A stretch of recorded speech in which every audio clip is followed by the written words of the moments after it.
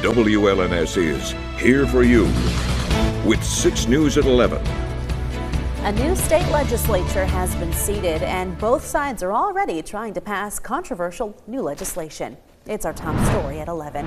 Thank you for joining us. I'm Siobhan Klepfer. And I'm Sherry Jones. The State House unanimously approved new leadership today with Republican Matt Hall as its new speaker. That level of bipartisanship is tradition when a new legislature is seated in Michigan. But there is also another tradition of lawmakers introducing controversial bills right away in a new legislative session. Republican State Senator Joseph Bellino introduced several bills today on hot-button issues, including proposed restrictions for school bathrooms. That bill would make it the school's responsibility to make sure nobody uses a multi-occupant bathroom or changing area unless it corresponds to their biological sex. Certain exceptions would be made for emergencies or students who need assistance. State Senator Bellino also introduced a bill to ban local governments from enacting so-called sanctuary policies. Those are local rules that limit how much law enforcement officers can communicate or cooperate with immigration officials or spend their time enforcing federal immigration law. Supporters of those policies say they encourage friendly relationships and cooperation between immigrants and police. Opponents claim sanctuary policies violate federal law. But Republicans were not the only ones rushing to introduce legislation today. 2 Democrats put forward bills to punish employers who violate state employment laws. The bills would spell out criminal punishments, including prison time, for employers who withhold information about payroll, require their employees to withhold information about their pay, or misclassify workers as contractors in order to defraud them. Depending on the actual losses caused by those violations, an employer could face up to 20 years in prison. Well, speaking of crime, it's Wednesday, and that means it's time for our weekly Crime Stoppers report. This week, Lansing police want your help finding 2 wanted fugitives and identifying some people involved in a car theft. So take a look and see if you can help. We begin this week with our known fugitives. Police in Lansing are looking for Jeffrey Wilson on a warrant for assault with a weapon. Wilson is 66 years old, stands 6'1", and weighs about 180 pounds. He is bald with blue eyes. Lansing police are also looking for Timothy Galbraith on a warrant for assault. He's 45 years old, 6 feet tall, and weighs about 230 pounds with blonde hair and hazel eyes. Also this week, Lansing police want your help identifying 2 people who they say stole a vehicle last Friday. It happened on the 5700 block of South Cedar Street. They arrived in a black Kia. One of the suspects had a large red braid and was wearing a black hoodie with a colorful graphic on the back. So if you know anything that could help police solve any of these crimes, call Crime Stoppers at 517-483-STOP. Your information could make you eligible for a cash reward of up to $1,000, and you don't have to give your name to leave a tip. The administrator of the Shari Zedek congregation in East Lansing and a producer here at 6 News faces criminal charges after prosecutors say he tried to meet up for sex with someone he thought was an underage boy. Court records indicate that Mark Silverstein tried to meet up over the weekend with someone he thought was between 13 and 15 years old.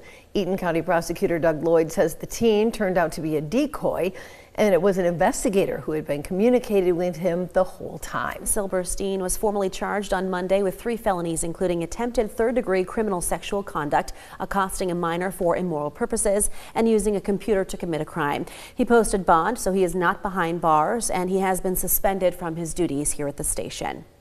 Separately, the former Mason Planning Commission Chair Seth Waxman has been released from jail in Wells County, Indiana, where he was held after being arrested last year on child sex charges. This comes after the judge there agreed to lower Waxman's bond to $5,000 while he awaits trial.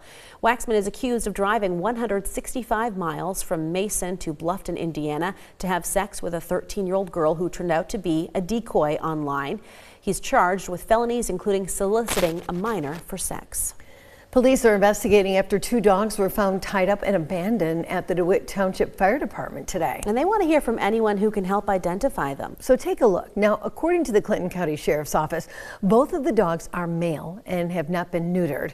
The number for the Clinton County Animal Control is on your screen. Give them a call if you know anything that can help.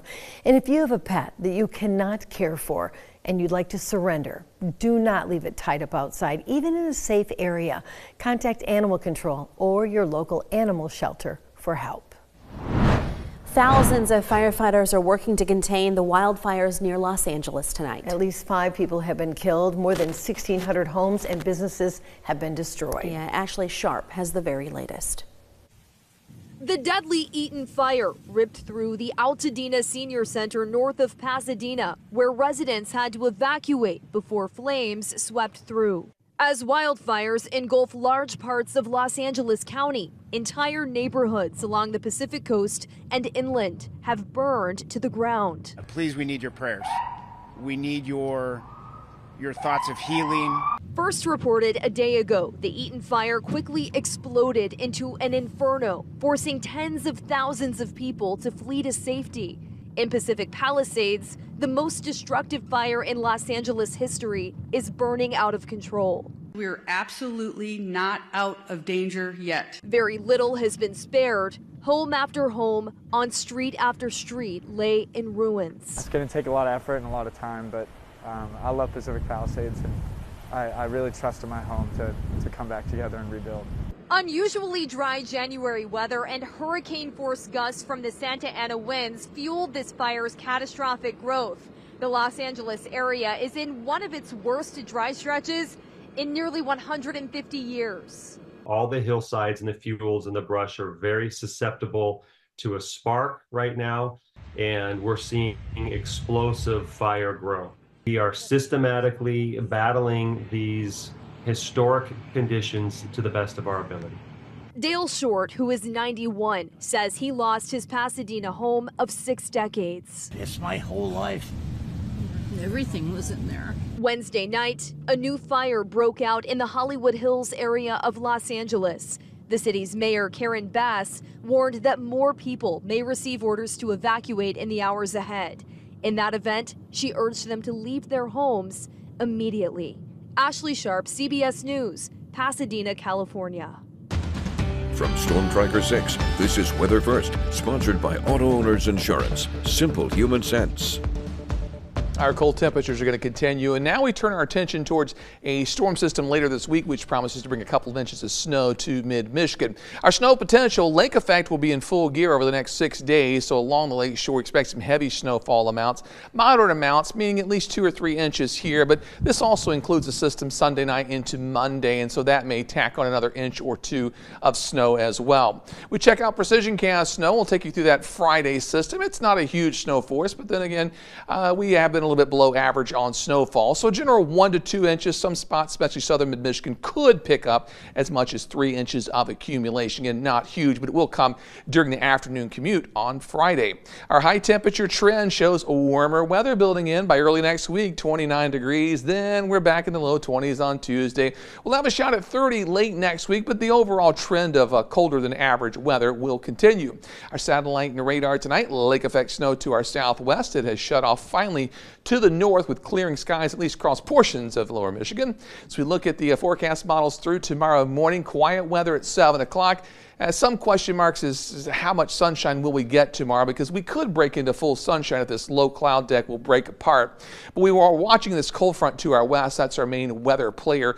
By Thursday evening, it's getting a little bit closer. Clouds will increase Thursday night. By Friday morning, should start out the day dry, but then light snow and snow showers begin to break out along that front. And I expect us to pick up a quick inch or 2 of accumulation before it begins to shut down Friday night as this cold front begins to move through.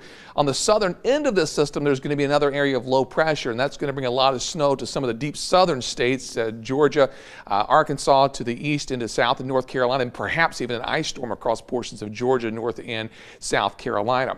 Temperatures tonight sitting in the mid-teens. It is a cold night across mid-Michigan, and wind chills are running at times in the single digits. Burr, the Skyview network, we didn't move a whole lot during the daytime hours, but now that temperatures are dropping, 25 and 17, the low and the high for the day.